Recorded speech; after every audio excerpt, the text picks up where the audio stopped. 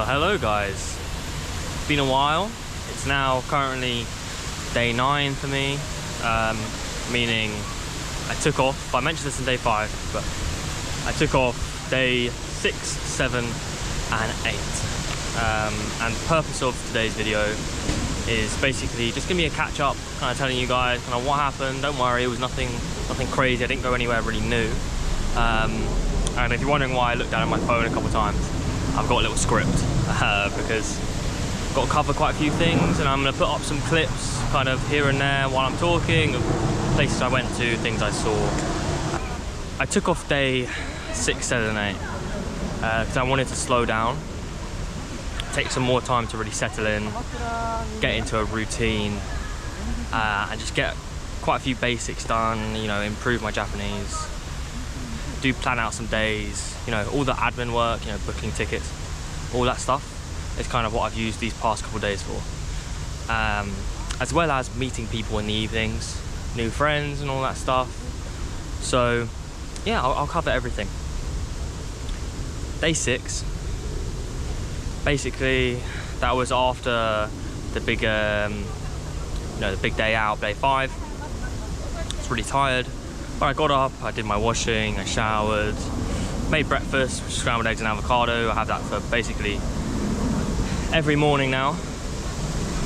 I went out to get my stamp book and the Goshuincho, which you use for shrines and temples. I went to a bookstore called Book First. Massive, took ages to find. It was in very close to Shinjuku station. Oh, I found a kind of nice spot. I might sit down here and chat to you guys while I'm here. While I was there, I got myself a traveller's notebook, which is something I've always wanted. Traveller's notebook is Traveller's Company. Traveller's Company is what it's called, Traveller's Company notebook. I got the passport size notebook, and it's, you know, made in Japan. It's extremely high quality, and you got all these different inserts and stuff. I'll show you guys. I'll put it up on screen. Got the zipper insert, so that I can put kind of cards in there and spare things in the zipper. It came with plain MD paper. I got sketch paper, which you can use for stamping. And I just got another plain paper. I'm keeping my passport in there as well. It's really cool the way it works. You just get some bands in and you put all the attachments in. I'm gonna use that as my traveling notebook, kind of writing notes as I go. I've got it in my bag as we speak. But yeah, while in Shinjuku, I went to a place called Ichiran Ramen, which is, you have your own kind of booth with like a window that opens up in front of you.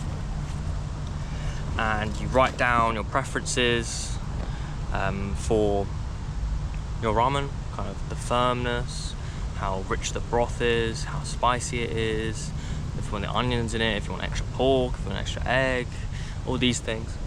And there's a little refillable water thing as well, which is really nice. Basically, you just have your own little space and you eat in peace. And if you ever need anything, you just press the button that's in front of you and they come. And you could order extra bits and whatnot, but yeah, and you pay at a machine before you go in, so you don't even need to pay at the end. You kind of just walk out, you press the button, say, oh, I'm finished, and then take your stuff and you can go. And that was really nice, quite cheap as well. I don't remember the exact price, but I know it was around £6 for that whole meal that you saw. I then headed back home, walked all of this, I didn't get the train at all. And I went to my local supermarket. I did a big food shop, put a picture of the basket up. And yeah, big food shop for a bunch of meals I'm gonna start cooking. And yeah, I'll pass you over to Theron in the future, who's going to give you a little fridge tour. The absolutely exhilarating and exciting fridge tour begins. And we don't even start in the fridge. Well, that food shop was about 2 days ago now. So I had a lot more avocados. I think I've probably had 3 since. I'm down to 1 left. This is a mirin. It's like made from sake. So kind of got like a similar to white wine kind of flavour, and use it in cooking. This is soy sauce. This is hondashi, which is like these little flakes that kind of taste a little bit fishy. And then this is a bag of rice. Obviously, I don't need to tell you guys what this is. You know what that is. It was only like 70p, so I was like, you know what, why not? Okay, let's get into the fridge. So, first off, Asahi. You've got Asahi Super Dry, the one that we all know and love. Asahi Clear, which I've never tried.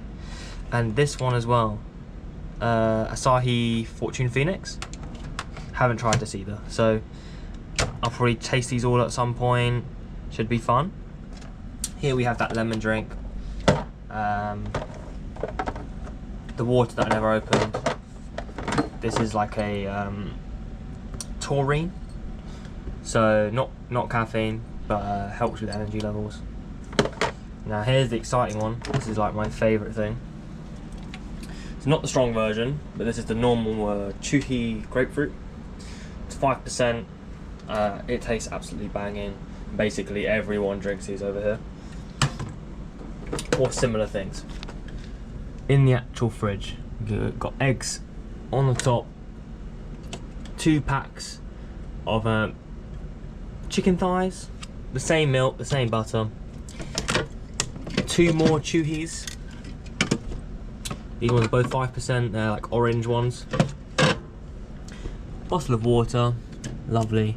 4 big sandwiches that I made, look how thick that bread is. The same cheese. And in here, we've got onions, apples, kiwis, and spring onions. So yeah, that does it for the fridge tour. I'll continue with the update. Go back to me now. Then I spent the rest of that evening on day 6 editing day 5, because day 5 was long. I got it down to 35 minutes, I think was the final video. But in terms of editing, it was like 2 hours of footage I had to take down. And it was all pretty interesting, so I had to cut kind of everywhere I could. And obviously my laptop is not great, not PC, and it really struggles with rendering and editing. So it takes a lot longer than it should. So that was it for day 6. Day 7, I woke up. By the time I had got up in the morning, day 5 had finished rendering, and I posted it to YouTube in the morning of day 7. I then planned out some activities on my laptop. By the time that was all done, I learned some Japanese as well. My friend Yuki, that I met on Bumble BFF mode, and I went to an international meetup party with him. He was like, oh yeah, do you want to go for a drink tonight? And I hadn't been out for a drink with anyone, and I was looking, you know, to get out, meet some more people. So I met him around 6:30, and on the way there, I got a thing called a Chuhi from a Konbini, and I'll put the picture of it up now. It was 9% and it was grapefruit flavour, and it tastes really nice. But 9% is strong for something that big. It's like having a big can of beer if it was 9%, right? I downed that before I even met him, and after that I was feeling, you know, I felt it a tiny bit. Okay, it was just knocking on the door, not quite tipsy yet. Met up with Yuki at a place called Hub, which is like the English bar. I think it featured in like day 3. Basically loads of Japanese people hoping to meet English people go there, because lots of Japanese people want to improve their English speaking. So it's kind of like, it is a hub for English speakers, I guess, because no one really goes there if they can't speak English. So I met him there, but I didn't get a drink there. I was literally in the hub for about 2 minutes. He finished his drink, and then we headed off to a place called Golden Guy. Golden Guy was amazing. I loved Golden Guy. You got these tight, narrow streets, all these little themed bars, like death metal one, cinema club one, you know, all the ones you can think of, like anime one. I didn't go into that one. think the one we went into was like, it was really cool. You had like on all the walls, it was people's names that are drawn on it. Like all the walls were just covered in signatures and different like, you know, kind of graffiti. It's really cool in there, and it probably housed only about 10 people maximum, maybe even less. I took a little video of the inside, and I'll put that up now. When I was in there, got sitting next to my friend Yuki, got myself a whiskey highball, which was really cheap. I think it was only like 500 yen, so like £2 for a double whiskey and soda. And I got chatting to all the people around me, and everyone in there was absolutely lovely. And we stayed in there for a while, and a couple new people, a couple people left, a couple new people came in. But we had a guy from New Zealand, a woman from Chile that me and Yuki spoke to a lot. She was absolutely lovely. Guy from Chicago that was an English language school. You know, a couple guys from Japan who were like fully native Japanese and were really trying to, you know, improve their English, and were like asking me about London and England. And here's one of the things I had to do. I had to explain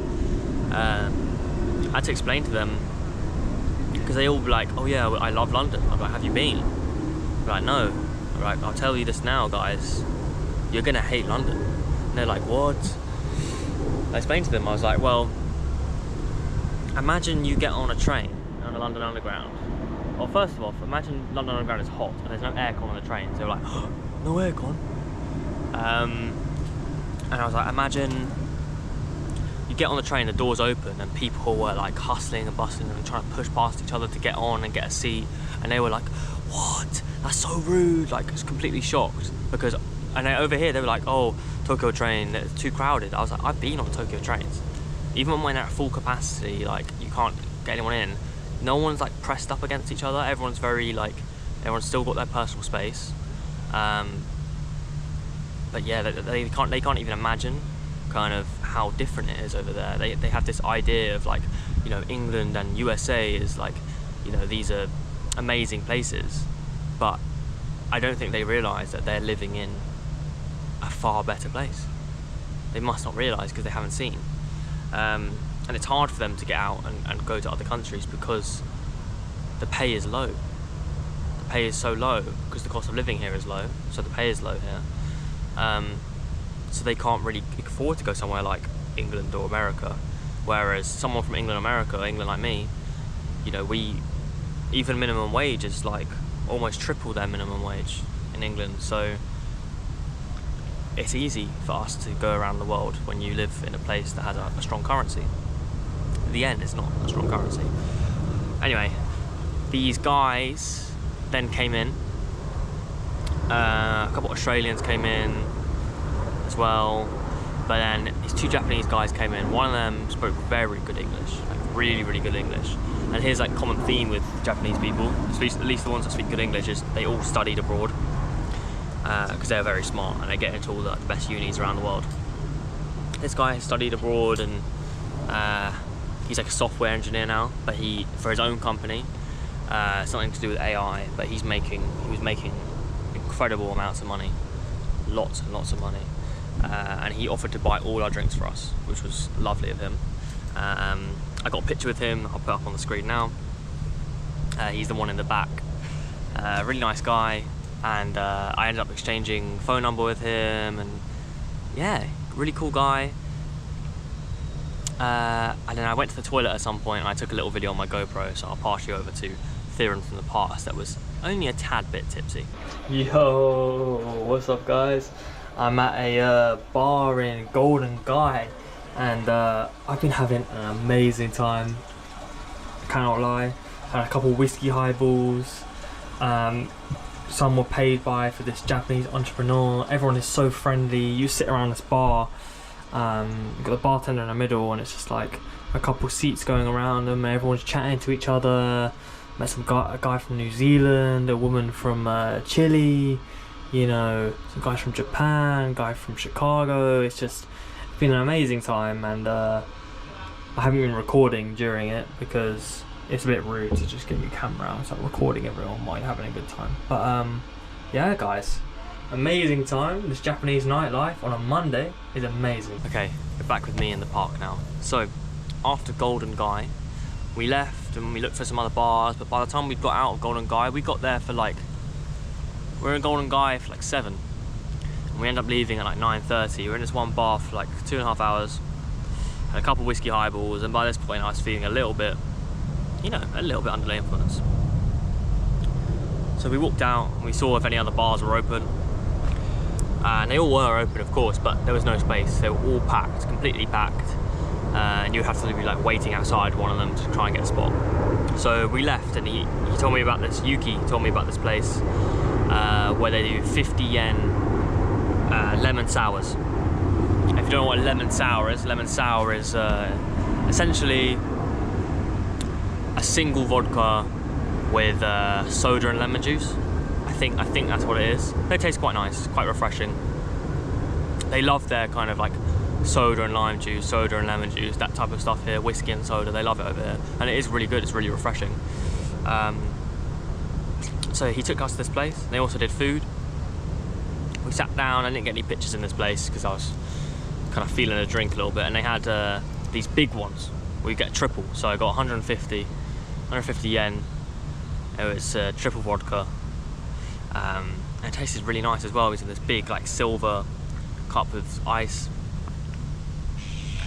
And yeah, then he was like, we're going through the menu, because it's only Japanese menu. It's like a proper local place. Like they don't really get any foreigners in there, which is the best reason. Like, it's amazing to have Japanese friends, because they can show you around and really take you to the hidden parts and get things for much cheaper than a foreigner can.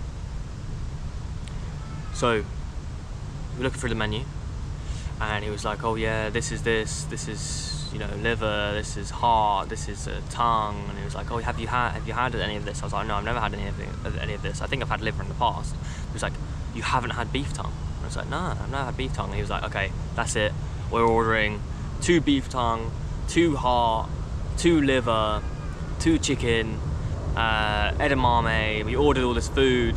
We got it to the table and had all these skewers, and I gotta say, beef tongue was amazing. Absolutely amazing. Liver, I still liked it. It's really like soft, but not as good as the rest. The heart was amazing as well. I loved heart. Heart was lovely. Because I was saying to him, he was like, you know, he's like, are you sure you want to get this stuff? Like, I know for foreigner, this is, you know, this is weird. And I was like, no, man, I'll try any food, anything. I'll eat it. Give me, you know, snail skin, and I'll go for it. If it's a delicacy, why not? I'll try it. What's the worst it can do to me? Make me spit it out? That's fine. So yeah, we went there. We came out, and he was like, have you ever had a kebab? And I was like, no, I've not had kebab. Because this is my first night out in Shinjuku. And it was busy, guys. It was so busy. And we ended up going to this place. It seems like everybody goes, like, after a night out drinking, everyone goes to kebab. And we went to this place. I've got it saved on my maps. And there's a thing called a kebab sandu, which is 350 yen. It's £1.50. And I'll put a picture of it up right now. Absolutely lovely. I had it like spicy with like teriyaki. Loved it. Absolutely loved it. But that's not where day 7 ends. Unfortunately, that's not where it ends. Yuki then had to leave because he had work the next day. So what happened was, I was a little bit tipsy at this point. And so I was walking through Shinjuku, and I was like, okay, I'm not gonna get the train, I'm just gonna walk home. It's only like 25 minutes to walk home, which is really lucky because I can then get absolutely plastered and not have to worry about getting the last train, which is amazing. So I'm walking back, and I'm going through, I don't even remember, I'm going through like a really busy part. I know where it was now because I went up there again yesterday, and I was like, oh, okay, this is where I was. I'm going through, and you know, I was like absolutely mesmerised by the sights, just having a great time, chatting to random people. And then this older lady, this older Japanese woman, just barely speaks any Japanese, she was like,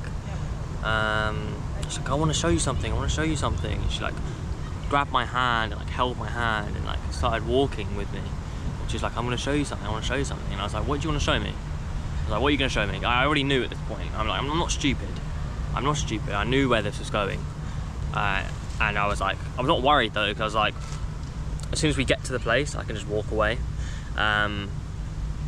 Like I'm not in danger, or I can literally just like shake her hand off whenever I want. But I kept walking because I found it funny, and I was just like, what is going on? I was just creasing the whole time. And we were walking for a while, it felt. Maybe like 3 minutes, maybe less actually. And I was like, I kept asking like, where are we going? I was like, where are we going? And she was like, oh, she couldn't really speak. And I was like, I stopped. And I was like, where are we going? And she's like, oh. Gets her phone out, goes on translate, and she's typing in Japanese, and she shows me her phone. And it says, I remember so clearly reading it, and it said, I am taking you to a bar where there is a young child. And I stared at the phone, staring like this. I looked at her and went, oh. Oh.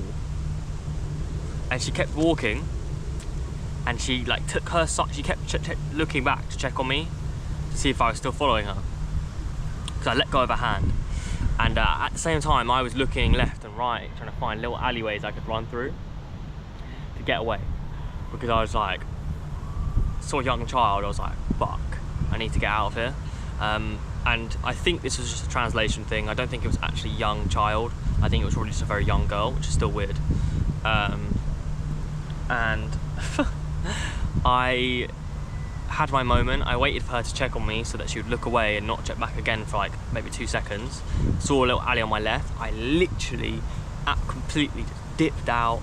I was sprinting down this alley, and it was a dead end, and it was like a fence, and I jumped it, and I like ended up on the other side, and I was just laughing my ass off for ages. I was just like, what the fuck just happened? And I just carried on walking home, and on the way home I stopped into a 7-Eleven, and I got some ice cream. It was really nice. And oh my god, I also got this thing. It was absolutely amazing. Next time I go past, it's like night time, I'll get it again. I went to the McDonald's, but I had this, oh my, it's beautiful. Like you know, you have like apple pies. They had like a banana pie, hot banana pie, and it was delicious, like actually delicious. Like they need to do that in the UK, because I can't even describe how nice that was. Okay, so I've got home. Naturally not got home that late. It was probably around like 11:30 I got home. So I was asleep by midnight. And that takes us to yesterday, day 8. So day 8, got up, had a few video calls with family members and friends, and made my breakfast again, learned some more Japanese, and with all the stuff that I got in the fridge, I learned how to make a dish called oyakadon, which translates to parent-child bowl. And the reason why it's called parent-child bowl is because you've got chicken and eggs in it. Chicken is the parent, eggs are the child. So you've got the parent and the child in the bowl. Oyakadon. And I made this, and it consists of, how you make it is you have, you know, chicken thighs, had onion, soya sauce, mirin, and hondashi. Kind of like, you know, mixed it into the chicken. Then I just cooked my rice in the rice cooker. We've got a nice Japanese rice cooker. It's got so many buttons on it. It's the most complicated thing to use I've ever seen. It's like trying to solve like a matrix. And yeah, put that in there. Put the chicken in the rice cooker with it, because it's like a setting on the rice cooker where you can. It's actually made for this kind of stuff. Cut up some spring onions for like garnish, and when it's just about done, about like 2 minutes before, you crack open an egg and you whisk it so it's like all scrambled up, and then you throw the egg in on top, and close it up for like the last 2 minutes, and like the egg like cooks in the rice. And I made this. It wasn't the best attempt. I put too much rice in it, so it came out absolutely massive, like huge portion. I took it up onto the roof with me, and I think I took a video of that, so I'll put that up now. And yeah, I ate it up on the roof, extremely filling. And then I headed out again, back to Shinjuku, to meet a guy that I met online on an Instagram comment section. His name was Lucas. He was a medic in Ukraine. Very cool guy, you know, very nice guy. I think he was like 28, from Germany. And yeah, we headed out to Shinjuku. We went to a little Izakaya where you sit in, and there was no space in the bottom floor. It was kind of like the bar I went in Golden Guy. But they were like, oh yeah, we have space upstairs, so we went upstairs. And it's like not a bar up there. You like sit down on little like traditional Japanese mats, and like you sit down like on your knees, and the table's really low down, and there's like loads of people up there. And yeah, we had some food up there, some yakitori, some beers. We were chatting. He was like a big Zelda fan, so easily I think we kind of like broke the ice there straight away with Zelda, just talking about it, talking about games and childhood stuff. And yeah, it was really nice. And there was these two Japanese guys that were like just behind us, and they kept, one of them was like, he was like, you need to try a Japanese cigarette. And we were like, oh no, we don't smoke. And he was like, oh, you need to try a Japanese cigarette, you need to try a Japanese cigarette. And he asked us where we were from, and then shook our hands. He was like, have a lovely night. Because, man, these Japanese people, they're so lovely. They're so lovely. When they see like an English speaker, they love talking to them and asking them, you know, basic questions. And they're always so happy and smiley to be talking in English. Because I think like being able to speak English in Japan, it is, for a Japanese person at least, is like a very big deal. Okay, so then we headed out from the bar that we were in, or the little sit down place we were in, back out onto the streets, and we were in a place called Omoide Yokocho, which is very much like Golden Guy. Really, really cool place. I took some pictures, so I'll put them on right now.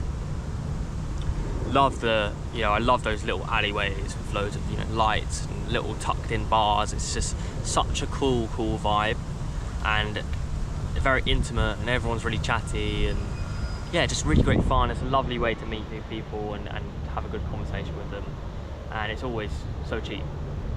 There's another type of one that I really want to go to in a place called Chichoji. It's called Harmonica Alley, and that's meant to be like the best alley for drinking. But it's a little bit far away. I know it's about a 20-minute train, but it's like away from central Tokyo.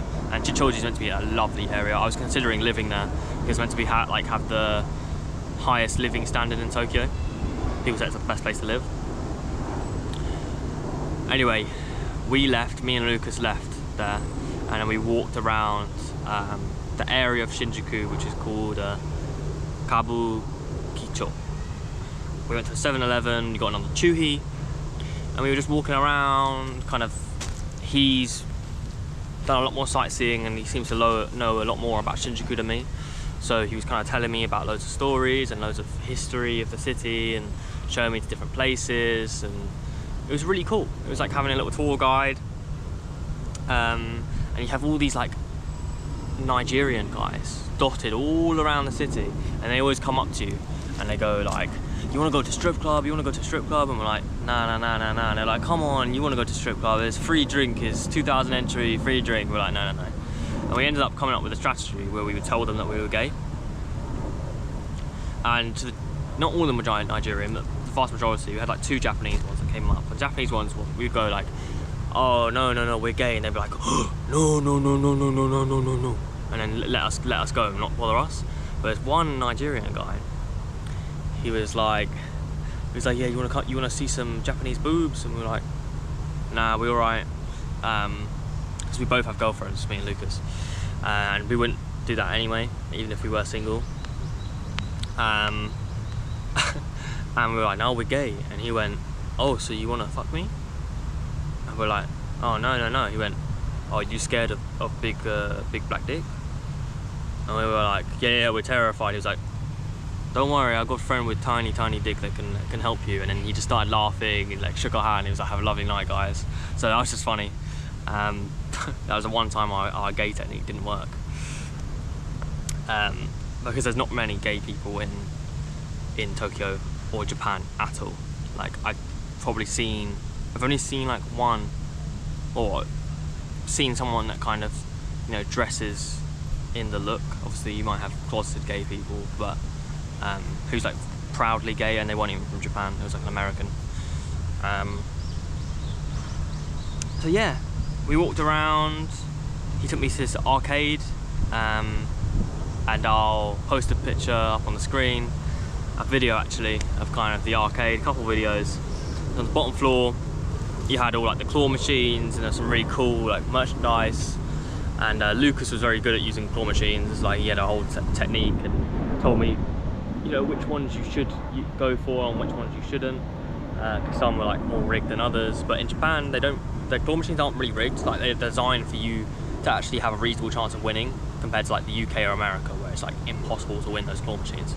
Then on the second floor was you had like the actual arcades, and they were really cool, and I'll post some videos of that right now. They had these guys like playing these crazy rhythm games so fast, and they were just like amazing at it. And then you had like Dance Revolution, which was funny to watch, and yeah, no, it was really cool up there. I really enjoyed my time walking around. And then we left, and I took him to that kebab place, but we got a kebab sandu again. Wasn't that out late again at all. Got home for about 11, I think, that night. And I was back on, you know, video calls as soon as I got back. Kind of spent the day catching up with different people. And then that takes us to today. So today is day 9. So I woke up. I've got no script for day 9 because obviously it's today.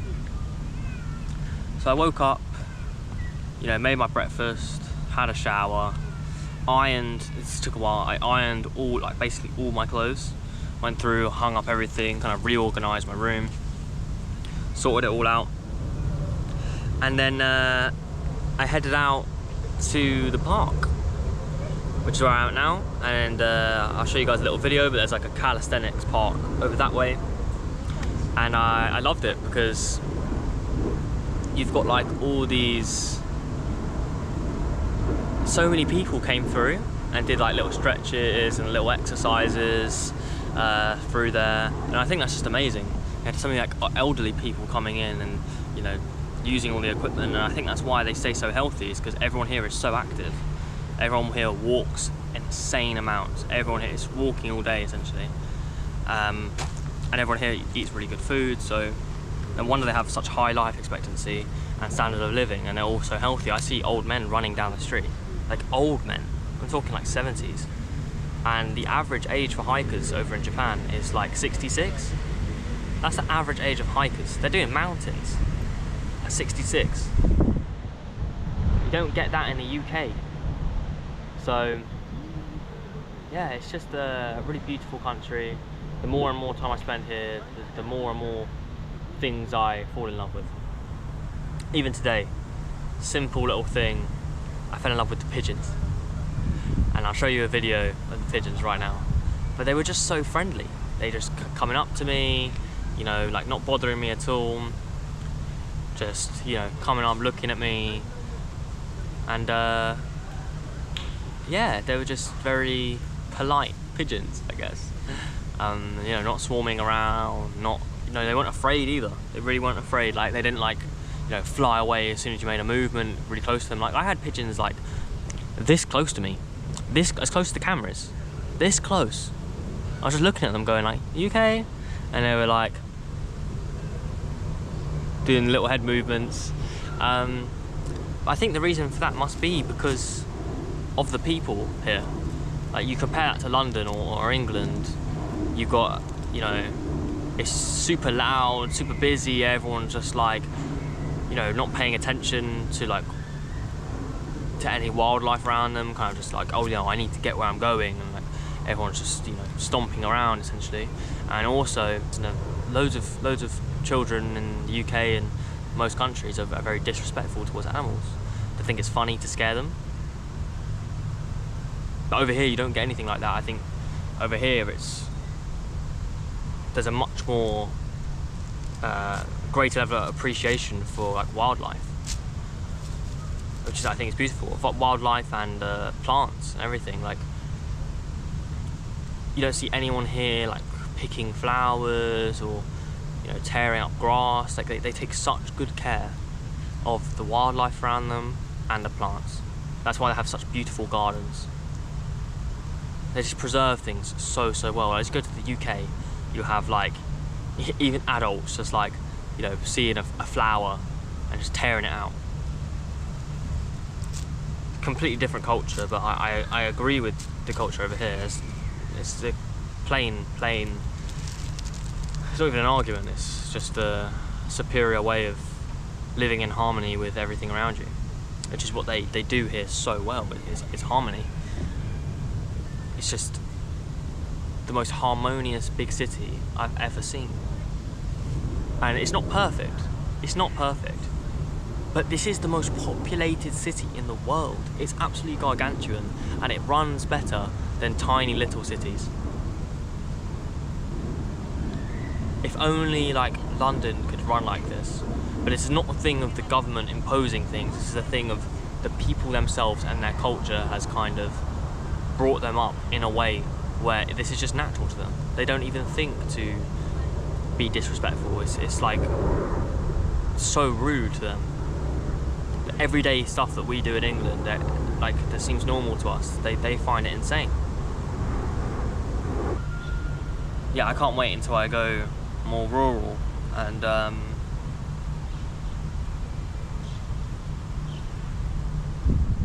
to places like Osaka. Osaka's not that rural, but you know, Kyoto and Nara. Nara will be amazing. Nara's beautiful. But all these, I'm gonna go to like a bunch of little cities and little villages as well, farmsteads. I can't wait to see that kind of stuff. Like, I'm not gonna spoil it. I am gonna spoil it, but I'll show you guys when I'm there, which I don't know when I'm going. But when I go to Nara, the deers in Nara, they bow. They bow. You feed them and they bow. They bow to you. They go like saying thank you. It's insane. It's crazy. I can't wait to experience it all. Cannot wait to experience it. It's still just the beginning. I'm not used to these kind of extended travels. Obviously, when I was interrailing, I'd spend like 3 to 5 days in each country. And so now I'm kind of in unmarked territory. It's uncharted lands. I've never stayed. I've stayed abroad for longer, but not in this kind of alone and in this travelling sense. I've never done anything like this. This is new territory for me. But it's exciting. It's really exciting. So yeah, guys. So that kind of catches up, brings us to where we are now. I've got my laptop with me, and I'm planning to just get on with some more kind of learning Japanese and some organising some trips and events. And then yeah, when it hits sunrise, it's 4:20 right now. Again, when it hits like 6:30, 6:45, I'm heading over to this big tower here. If you guys can see it, it's kind of hidden by a tree, but it's really tall. And that's the Tokyo Metropolitan Government Building. And the observation deck at the top is completely free to use for anyone. And apparently you can see Mount Fuji from up there. So when the sunset happens, I think that'd be a beautiful, beautiful time to head up there and have a look. So that's what I'm gonna do, guys. And I'll catch you guys when I'm there. Wow.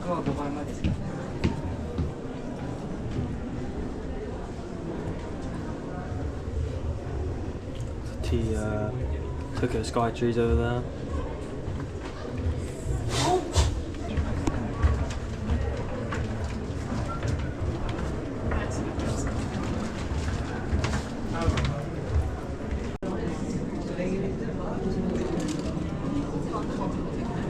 know if you guys can see it. Just over there, it's Fuji-san. I'm climbing that. That is crazy to think. Crazy to think. Wow, it's literally there. Hey, that was really cool. First time seeing Fuji properly. Nice. I'm really happy with that. Just heading home now. Yeah, what a nice way to end the day. Tomorrow, I've got some big plans. Day 10. Day 10 is going to be a good one. I'm heading out with Lucas to somewhere to whole day out. Not going to spoil it because you guys will see it. But yeah, I'm really excited. So I'll catch you guys on the next one. But before I go, shout out my guy Darv. He's requested a shout out because you know, he's been supporting, watching all the videos. I really appreciate it. The people that have been messaging me and kind of giving me support. Thank you to all of you. Shout out Darv again. But yeah, catch you guys on the next one.